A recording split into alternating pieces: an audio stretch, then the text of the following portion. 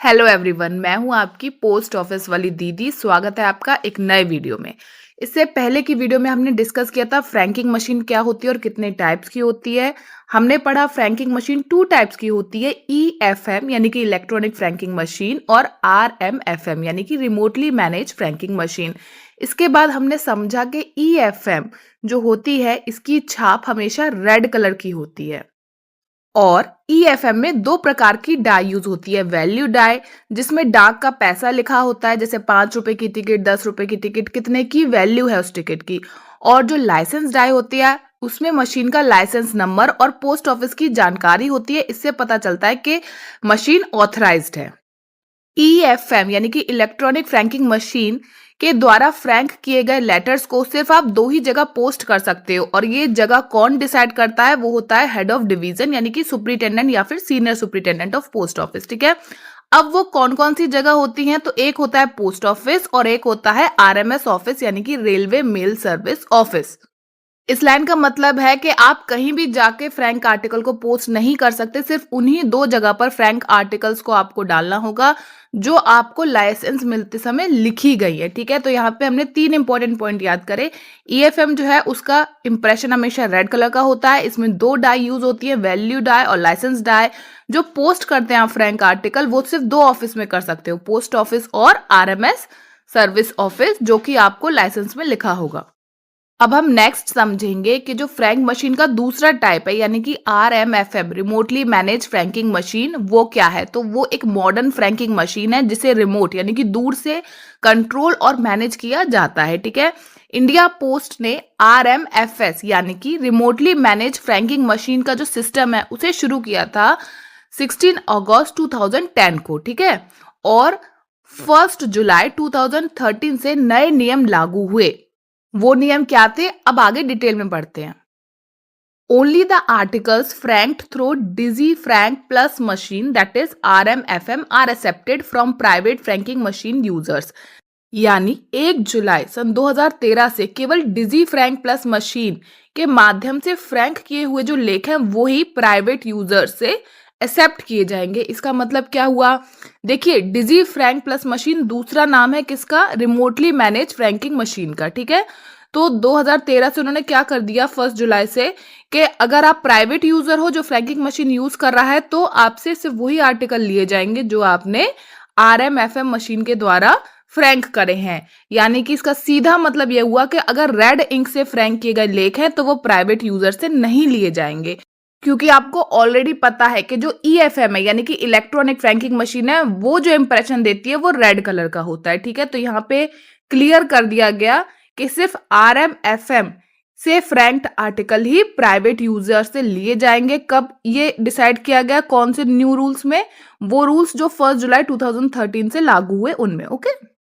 अब next point देखते हैं। RMFS means remotely manage franking machine system is based on new technology with security features like generation of 2D barcode with frank impressions and elimination of human intervention for uploading the credit in franking machine। ठीक है, यहाँ अब एक एक line को समझेंगे। RMFS जो है वो एक नई और एडवांस टेक्नोलॉजी पे काम करता है।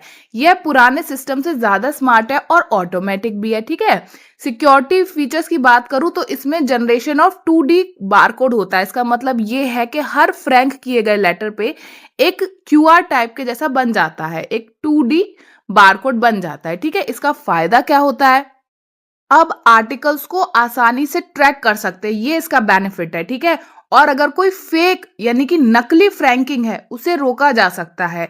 इससे क्या होता है, आर्टिकल्स को ज्यादा सिक्योरिटी मिलती है। ठीक है, तो ये 2D बारकोड है, इसका क्या फायदा हुआ है, अब आर्टिकल को ट्रैक किया जा सकता है और फेक फ्रैंकिंग को रोका जा सकता है। ठीक है, विद फ्रैंक इंप्रेशन मतलब अब मशीन लिफाफे पर छाप लगाती है, उसी समय उसके साथ बारकोड भी प्रिंट कर देती है। ठीक है, कब 2D बारकोड प्रिंट होता है, जब फ्रैंक इंप्रेशन मशीन बना रही होती है तभी प्रिंट हो जाता है। Okay, next point is elimination of human intervention. इसका मतलब है अब मैनुअल काम कम हो गया है, इंसान को बार बार मशीन में कुछ एडजस्टमेंट करने की, कुछ डालने की, निकालने की जरूरत नहीं है।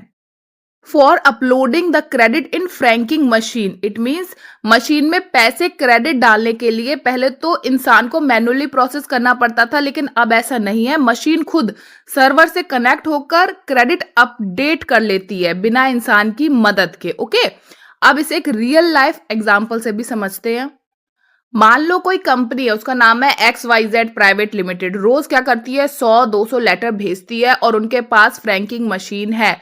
तो फर्स्ट स्टेप जो कंपनी को करना था वो था लेटर्स को तैयार करना। तो कंपनी ने एनवलप्स तैयार किए और मशीन में डाले। अब मशीन क्या करेगी, उस पर 10-10 रुपीज की जो स्टैंप है उसका इंप्रेशन बनाती चलेगी, और साथ में जब इंप्रेशन बना रही होगी ना, तभी एक 2D बारकोड यानी कि जो QR जैसा होता है ना, उसे भी प्रिंट कर देगी। अब इसका फायदा क्या होगा, यह लेटर्स अब ज्यादा सिक्योर और ट्रैकेबल हो जाएंगे, क्योंकि सिक्योरिटी के लिए हर लेटर पे एक 2D बारकोड है जो QR की तरह स्कैन हो सकता है।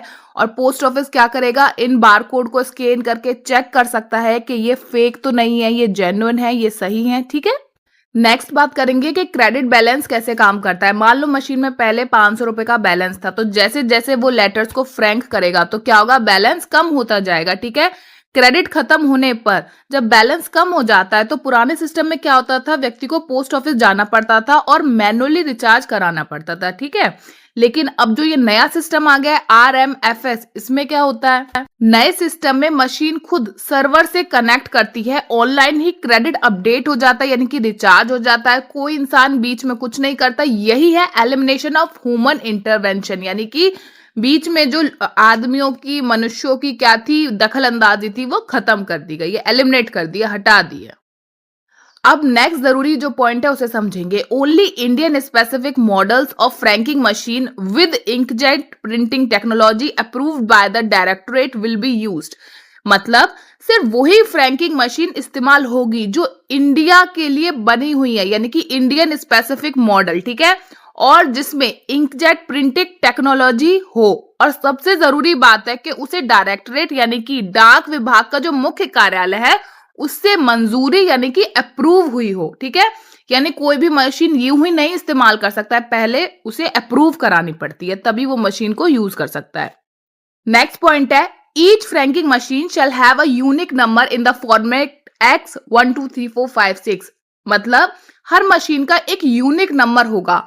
इस मशीन का नंबर कुछ इस तरह का होगा कि यहाँ पे जहां X लिखा है ना, वहां पे ABCD मतलब कोई भी अल्फाबेट और उसके बाद 6 डिजिट का एक नंबर होगा। ठीक है, X यहाँ पे क्या रिप्रेजेंट कर रहा है, X का क्या मतलब है, X जो अल्फाबेट होगा ना X की जगह पे, वो कंपनी यानी कि मैन्युफैक्चरर का पहला अक्षर होगा। फॉर एग्जाम्पल, वो कंपनी जो फ्रैंकिंग मशीन बना रही है, मान लो उसका नाम है फ्रैक्टो, तो वहां पे X की जगह F लिखा होगा। ठीक है, अगर N लिखा हुआ तो मतलब अच्छा न्यू पास ने बनाई है ये फ्रैंकिंग मशीन।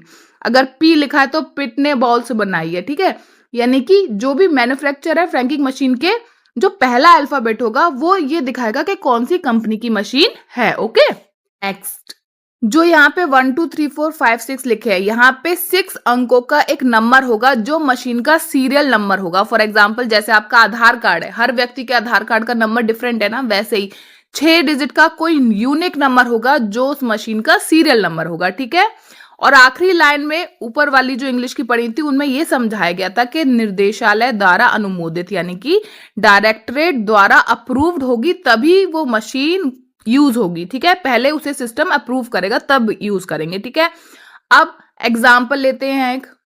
मान लो एक फ्रैंकिंग मशीन पे लिखा है P654321, तो इसका मतलब क्या है, P क्या रिप्रेजेंट करता है कि कौन सी कंपनी की मशीन है, पिटनी बॉल्स की, और 654321 क्या दर्शाता है, उस मशीन का यूनिक सीरियल नंबर।